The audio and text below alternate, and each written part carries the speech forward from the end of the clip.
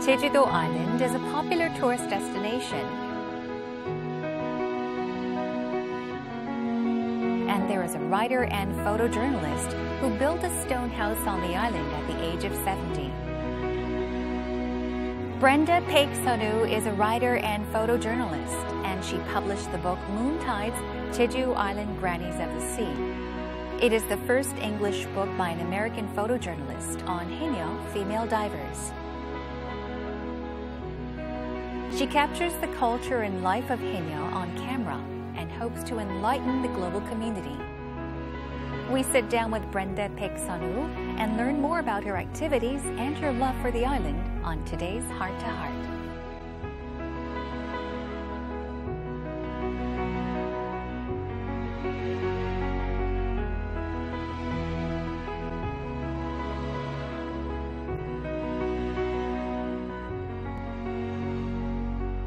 A camera can create many different photographs, and there are photographers who create masterpieces as they capture the true artistic value of their subjects.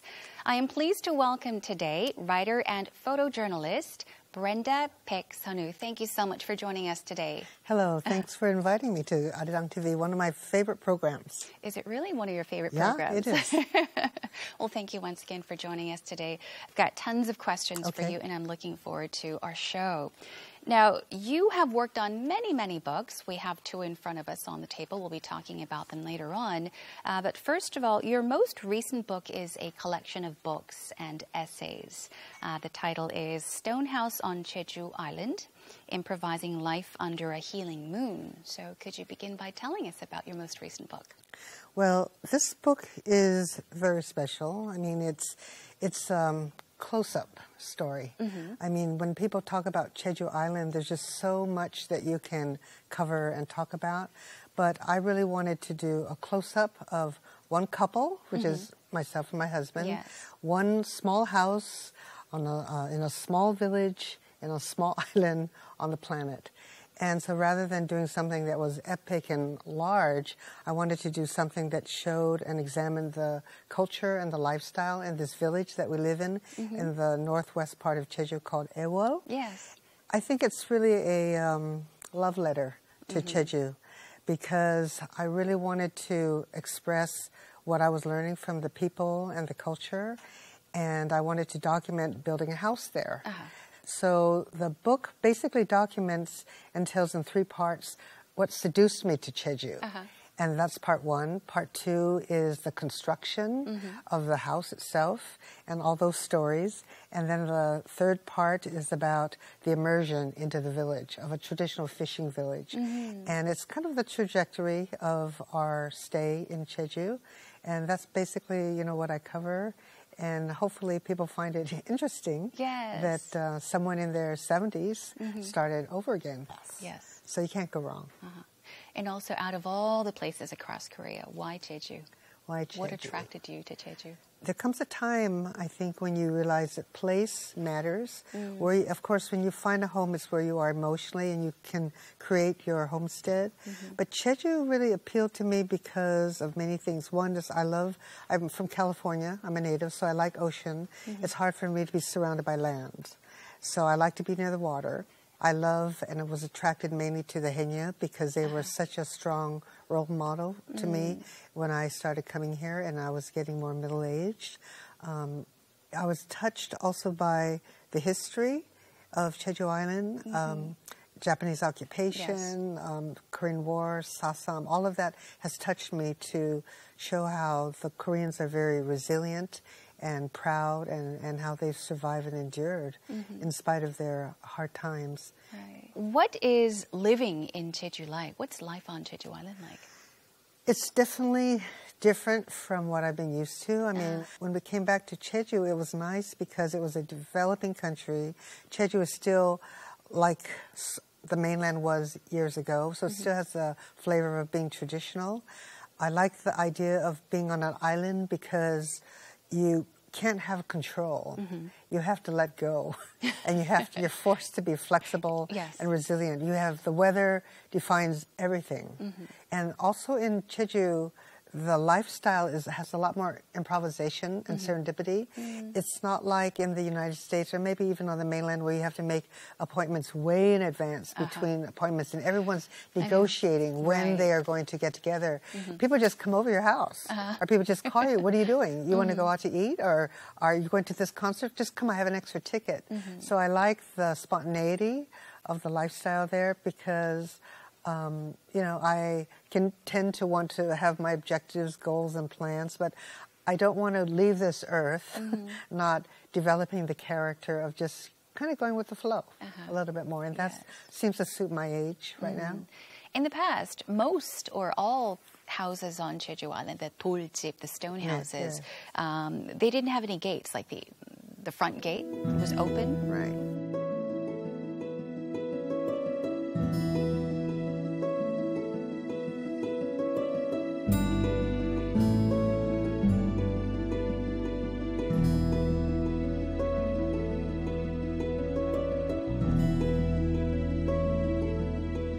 So anyone could actually anyone was invited to people's houses. So you have built your house, constructed and renovated your house in Ewol. Was there any difficulty when you worked on this house in terms of communicating with Jeju people? It's funny, sometimes I say the house was built with Kakao Talk. I say like that because our contractor didn't speak a word of English. My Hangul is, intermediate level, not fluent at all. So when we had major issues, I would bring in a friend to help interpret. But otherwise, I was actually using Katalk and Papago translator and Google to send messages, to my contractor where is something. So it was very minimal. And later on, he said he thought it worked fine because if I had been more fluent in Korean, it might have been more stress for him. We might have micromanaged him. But in the end, I think it was a nice relationship because he did...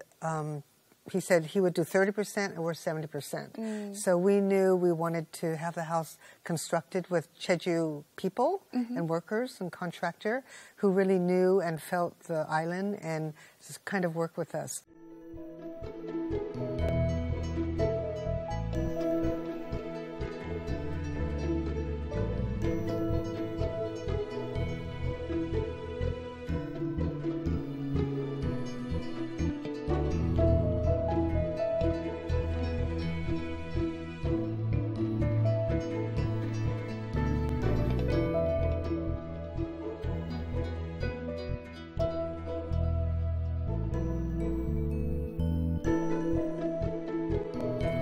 Are the very first American journalists to document the lives of the Haenyeos of Jeju Island through these intimate interviews and through your photography.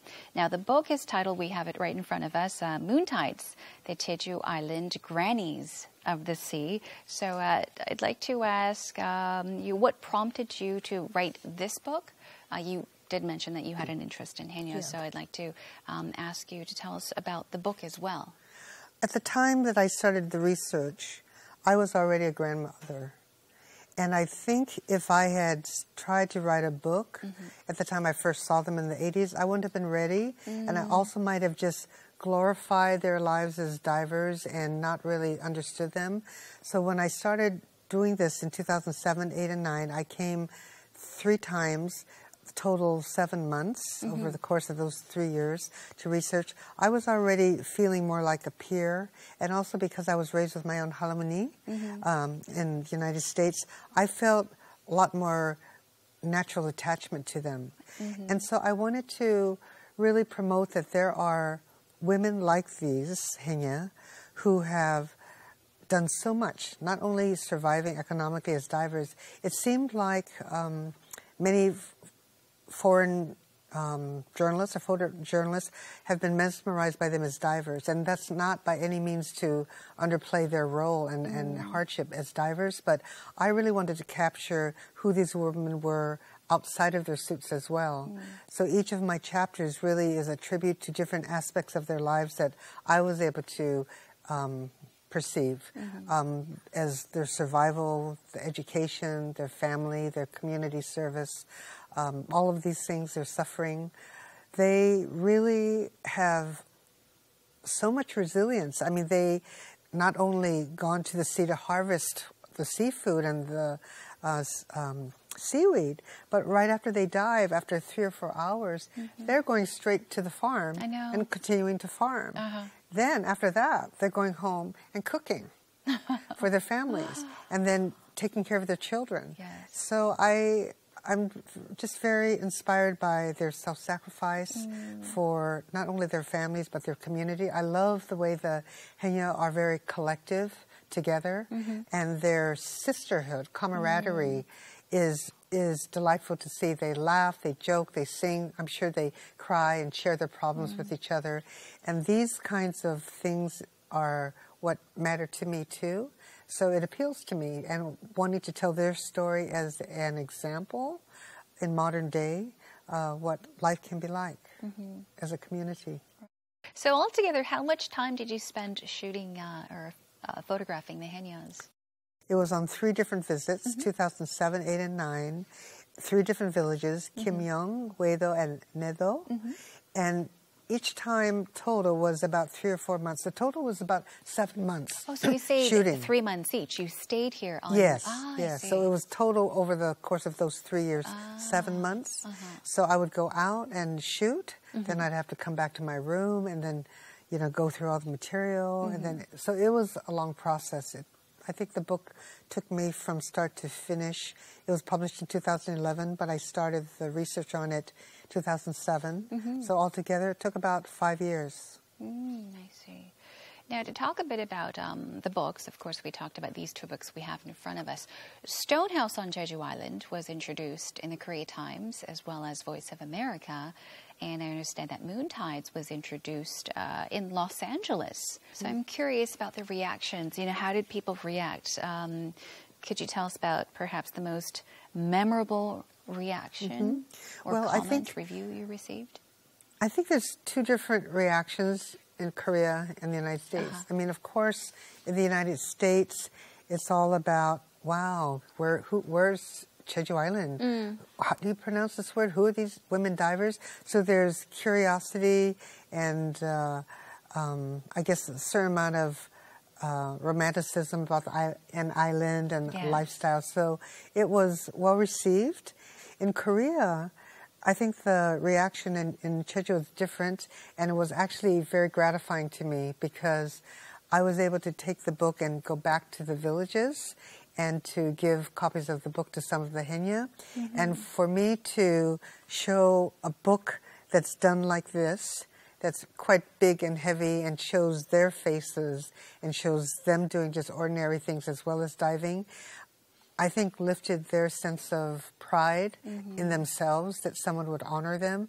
So for me to be able to do that and to see their response really meant a lot to me. That's more than anything. And then the book itself was part of a multifaceted campaign by many different journalists and writers and people who were trying to get the UNESCO designation for cultural heritage humanity.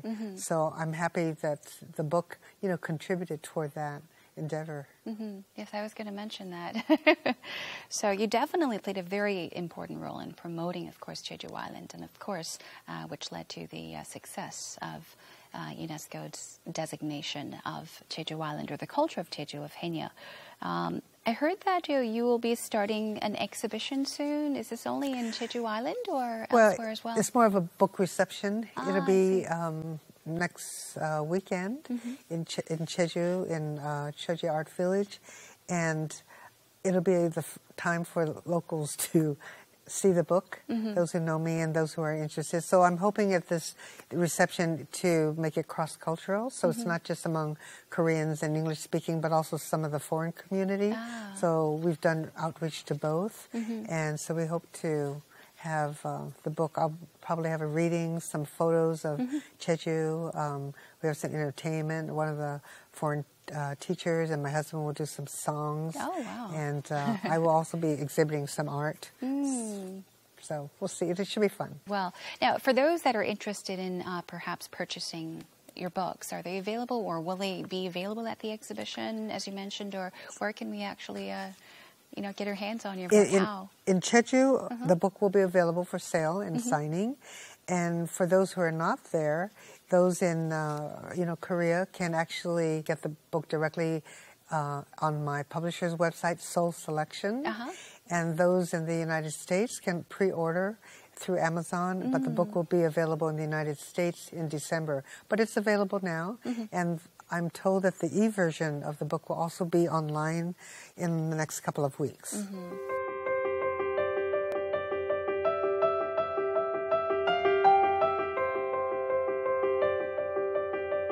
Brenda Paik Sunoo shares her love for Jejudo Island through her photographs. Her photographs show the stunning landscapes of the island and the realistic lifestyle of Jeju residents.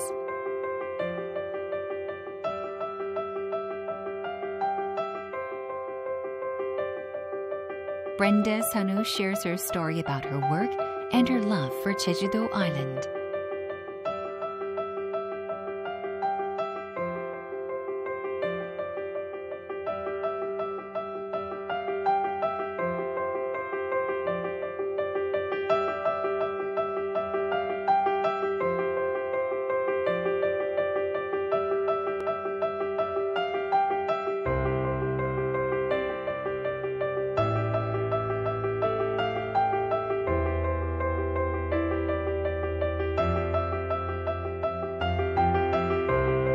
So we've been talking about your collection of essays and photographs. So, and we even talked about how people can have the chance, to actually see the photos for themselves.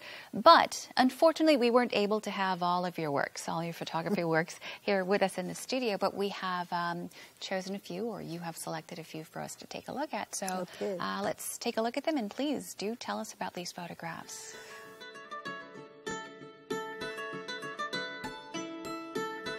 Well, Jeju is the islanders very much believe in shamanism, and so for the Haenyeo, I was going to some of the guts that were being performed before the Haenyeo have a season to go out.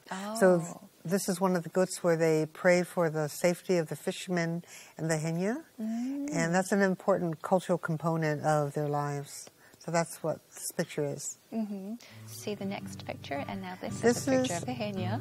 Yeah, this is a picture of a Haenyeo who's just dived in, so she's, you can see her flipper. I like the picture because it reminds me of one of the Haenyeo that I met. She actually was putting about 4 of her children through school, and she was so poor she didn't even afford to get her own socks. So when I could identify her in the sea, I could find her because she had flippers, but they were a different color. She didn't have one whole set. And so whenever I see this, I think of how some of them have blue flippers, but some might have one orange and one blue. One red or one blue. But I like the picture because it's right at the moment where they go right in. I see.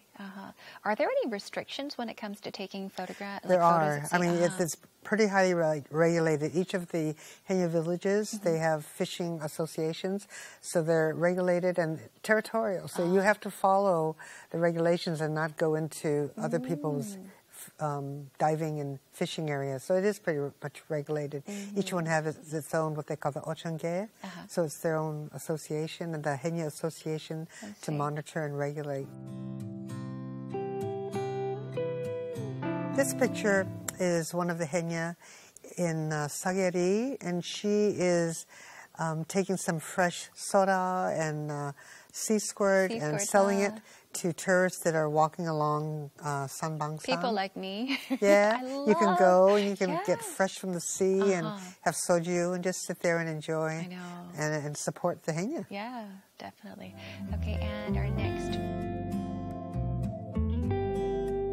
Wow, where's this? This is every springtime. We have yuchego. It's the rapeseed flowers, canola flowers, and fields of yellow just color the entire landscape around Jeju, and they're so beautiful. And one of my favorite food items is the canola, the honey, rapeseed honey, which is so delicious. It's like nectar from the gods. Oh, really? But anyway, it shows you how the yellow is so pretty, and there's one of the autumns behind.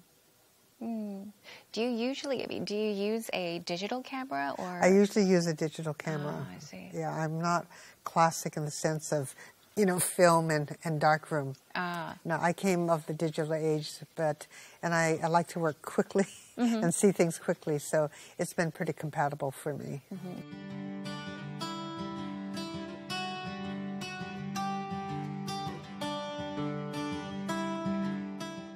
Brenda Paik Sunoo shares her joys and sorrows with the people of Jeju through her ongoing activities.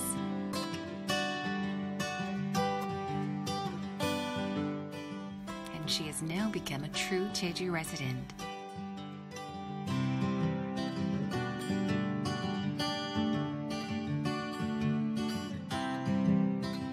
She doesn't stop to challenge herself.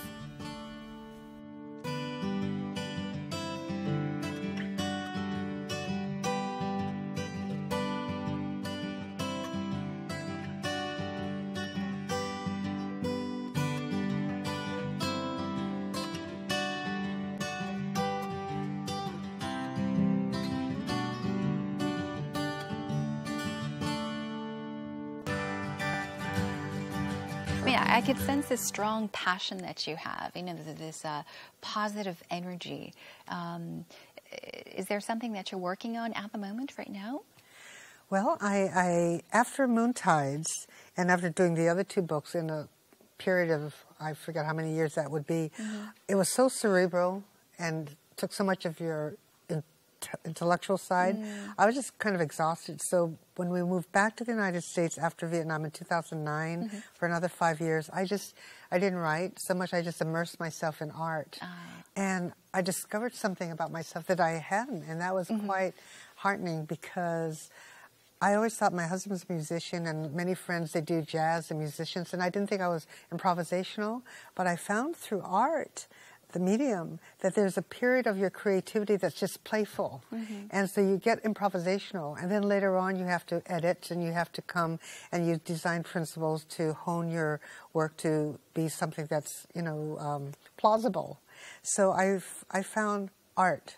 And so I do mixed media. I work with wax paints and oil sticks and enjoy making art and textiles and using Korean, ink and hanji. So I'm playing a lot with that and finding that it shakes up different parts of your head. So I think it feeds the writing, but I think the writing also feeds that. I notice that my photography affects my art in that sometimes I like to, rather than restrict myself to a canvas or a cradle board that's finite, I like to just have all the space and then look for the composition as though I'm holding a camera and cropping. So it's kind of interesting the way the different mediums are influencing each other. So I'm exploring that together a little bit more.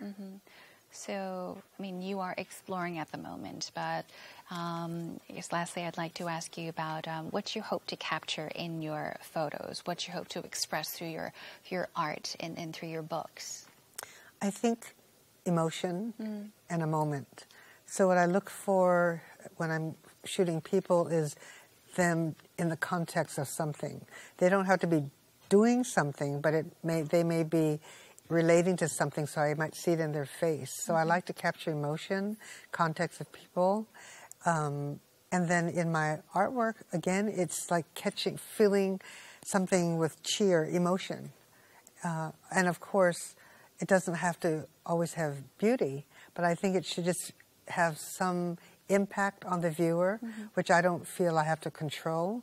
But you hope, since art and writing is all about self-expression, as one of my art mentors has told me, it's all about sharing. So that's what I intend to do. And if you ever get feedback on it, it's fine. If it's positive, that's icing on the cake. If it's negative, that's good too, because it only makes you better. Well, I'd like to thank you so much for your time, and I hope that you continue to exude your passion as you share your experiences with the audience, with the global audience.